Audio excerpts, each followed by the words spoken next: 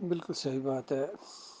پوری حدیث اس طریقے سے مفہوم میں بیان کر رہا ہوں کہ قیامت کے دن اپنے پاؤں سے انسان ہل بھی نہیں سکے گا جب تک ان چار باتوں کا جواب نہ دے۔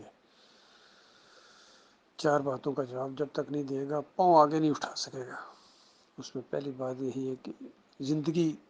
کیسے گزاری، یعنی یہ ایک قسم کی اوور آل معاملہ ہے کہ ایک انسان نے جس طرح اوور آل پوری زندگی کا اس کا ایک مقصد کیا تھا، اس کی طرف اس نے کچھ توجہ کی یا نہیں کی،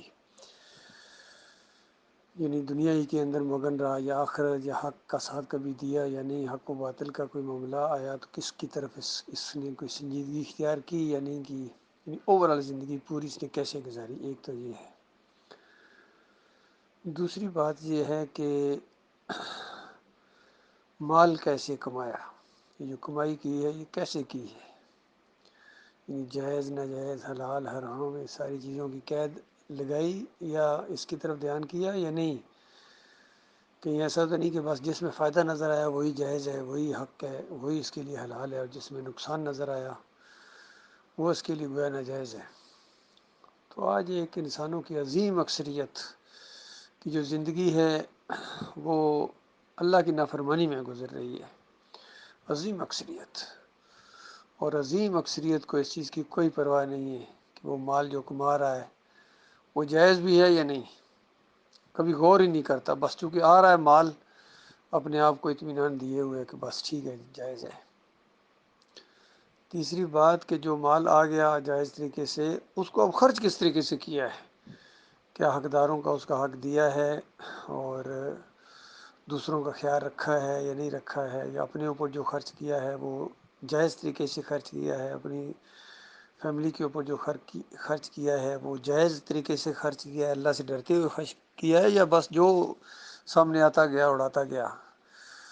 تو تیسرا سوال گویا یہ ہوگا کہ جو مال کمایا تھا اس کو اب خرچ کس طرح کیا ہے، اور چوتھا سوال یہ ہوگا کہ جو علم پہنچا تھا یا جو علم تم یہ حاصل تھا اس پر عمل کتنا کیا ہے۔ یہ بہت قابل غور بات ہے، کیونکہ عام طور پر دیکھا گیا ہے کہ لوگ بس علم کی تو زیادہ وہ کرتے ہیں لیکن اس پر عمل کرنے کی طرف ان کا اتنا دھیان نہیں ہوتا ہے۔ تو پہلی چیز یہ ہے کہ اس پر آپ نے خود کتنا عمل کیا ہے جو علم آپ کے تک پہنچا ہے، اور آپ اسی کے پابند ہیں جو علم آپ تک پہنچا ہے۔ جو علم آپ تک نہیں پہنچا ہے، جو مسئلہ نہیں آپ تک پہنچا اس کے آپ پابند نہیں ہیں، آپ پابند صرف اس کے ہیں کہ جس کا علم آپ تک پہنچا ہے۔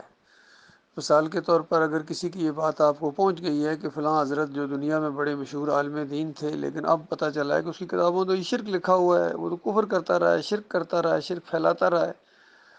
اب آپ کے اوپر لازم ہو گیا کہ اس کے بارے میں ایک رائے کام کریں اللہ کی کتاب کے مطابق، یعنی یہ علم جو آپ کے پاس آ گیا اس پر عمل بھی کیا یا نہیں، یا آنکھیں بند کر لی تھیں۔